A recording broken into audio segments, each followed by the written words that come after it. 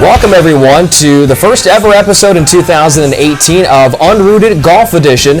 And my guest for this week's show was none other than the head coach of the golf programs here at Menlo College, Mike Givens. Mike, thanks so much for joining me on the show. You're welcome. Glad to be here. Thanks. Let's begin by getting to know you a little bit better. Now, this is the third sport you've coached here at Menlo College. If I have done my math correctly, you're a former math teacher. We'll get into that a little later on. But you've done softball, baseball, and golf here with the Oaks. What draws you back to Menlo so often? Well, I think in life, timing's everything. And the other two times I was here, I enjoyed it, but I had a business up in Idaho that I had to attend to, so it just didn't work out. And then I got the phone call here for this time around, sold my business.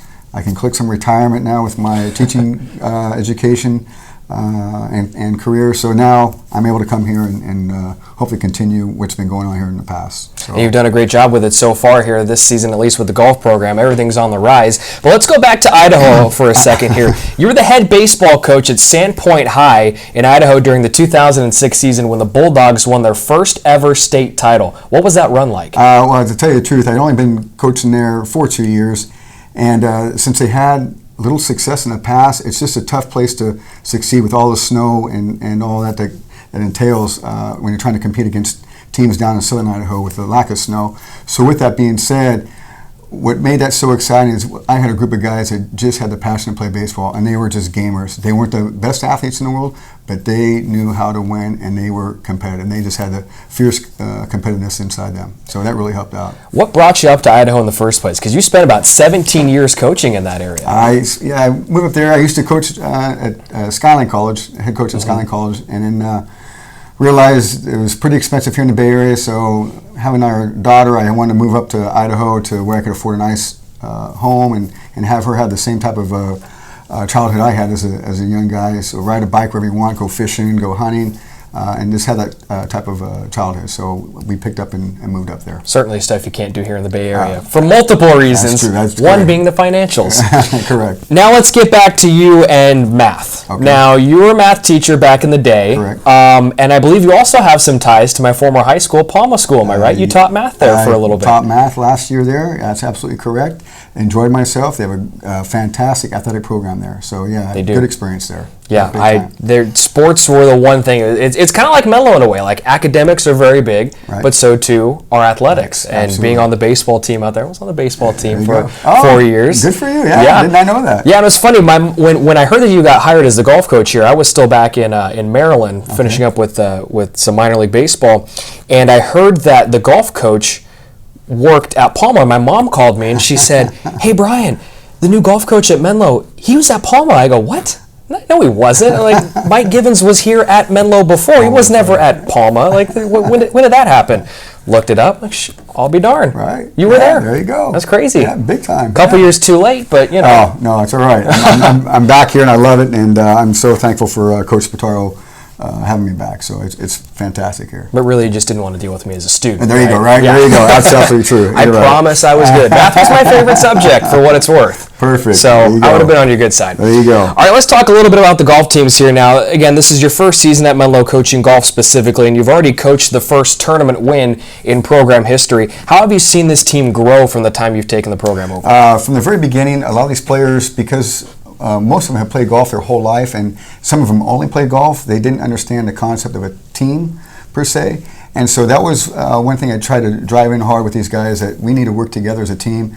It's not just an individual sport, but they got to come together as a team. And so I think having that concept and continuity with the players, they get to know each other better, and they realize we're in this thing together. That really solidified our program and going in the right direction. And it all culminated with that tournament win at Bayonet in Seaside. Menlo was the host of that event for the first time, and the Oaks came out on top. What does a win like that do for this program? It's going to jumpstart us, I think, to be very competitive on conference in the future.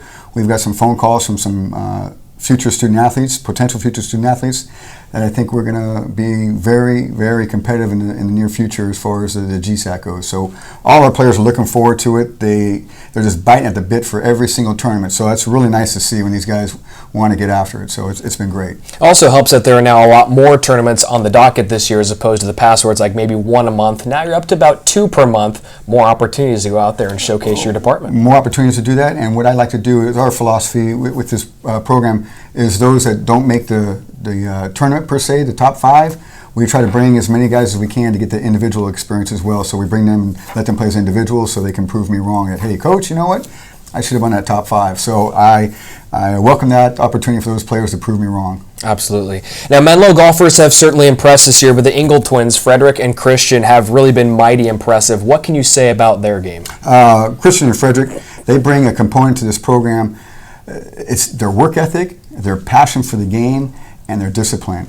And what's wonderful about that is some of these players maybe didn't have that when they got to Menlo, but they're seeing what it takes and what they need to instill in their repertoire as their practice goes, and it's bringing everybody's game up to that level. And Christian and Frederick have done a great job of helping other players out, and hindsight, the other players have been able to help the whole program out. So it's a win-win situation for both the twins and for the rest of the program. And I'll tell you what, we have some guys that are stepping up big time in our program that are being pretty consistent, just like Frederick and Christian. So it's just not those two guys. We got other players that are just doing a great job and getting better for us. So all in all, it's a win-win situation having those guys on the program. Of course. Yeah. Now, on the women's side, the team might be small for the time being, but it also allows for a bit more of an individualistic style of coaching for you and Coach Holm. How is that beneficial to help improve the ladies on the course? Well, I tell you what it does do is it allows Coach Holm or myself to go out on the course with them during their tournament play, and we can almost be with them on every single hole. So that really helps out. And what I like to do with that in the tournament is ask them what their thought process is before they're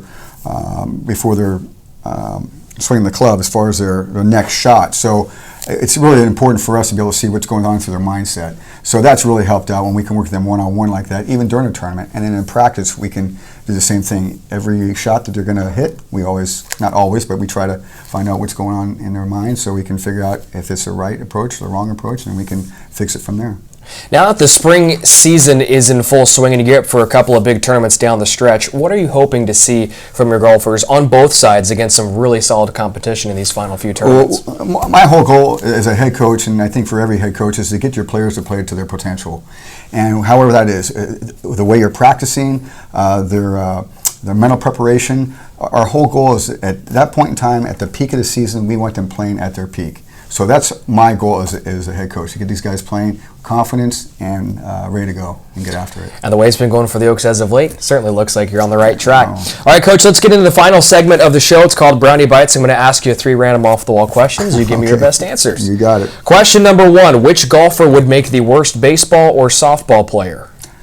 Okay, I'm going to have to go with the cold weather guys, so I'd probably say the Norwegians. So, yeah, there's not much grass out there that I don't think they can play on. If it is, it's probably 10 below with the wind chill factor 20, 30 below. So I'm going to say they're not going to be swinging the bat very well. Yeah, so. Most of the time. I don't even know what temperatures are like there in the summer. Probably better. They've told me it's 40s. Yeah, in the summer? Yeah, no, it's Fahrenheit. So 40s, 50s, yeah. That's rough. Yeah. I don't know how I could live up there like that. You're going to have to call them and ask them just to verify that. I will. We'll have to get them on the show once. There you go. That'll work. There you go. Question number 2. If you had to guess, which golfer is most likely to fall asleep in one of your math classes? That would have to be Doug Burton. Okay? I don't think there's much explanation needed for that one. I know Doug pretty well. You know Doug pretty well. And that seems like something that would just happen. He's a good guy, but yeah, he'd probably fall asleep. Yeah, we'll leave it at that, Doug. We love you. And then question number 3, which golfer could invent the most creative trick shot? I'm going to have to go with this one. I've seen him try this in practice. We'd have this particular player, he'd be telling me what he wants to do, and he'd have one of our other players stand like 2, maybe 3 feet in front of him, and he would try to hit a lob shot over that player's head. Now, I'm not going to sit there and stand there and trust it. But yeah, so his goal, and that would be Frederick, get the lob shot over the guy's head. So, yeah, I would not sit, stand, facing, backwards. Nope. I wouldn't do any of that. Nope. I do not want to risk a golf ball coming at me at Lord knows how fast if you miss. Oh, you're right. You're not kidding. Nope. I don't want that at all. It might be a little tiny ball, but it will inflict a lot of pain. There you go. Absolutely right. All right, Coach, thank you so much for joining me on the show. You're welcome. I appreciate it. Thank you so much. Yeah, glad you could make it. Folks, the golf team is off this weekend, but they start competition on Monday at the Desert Intercollegiate Classic. It is down at the Golf Club at Terrawago in Indio, California. California. That is on Monday the 26th and the 27th of March. That is for the men's team, one of 2 tournaments left on the docket. The women's team has 1 more left this season. That one begins in April. We invite you to tune into the next episode of Unrooted Golf Edition when Coach Mike Gibbons will select the next interviewee. That's how this works. Yeah, that's how it works. You're new to this, but that's how it goes. Right, you get to okay. pick the next person to be thrown under the bus here with me, Brian Brownfield, right here on the show. Until then, we'll see you next time. Take care, everybody. It feels like the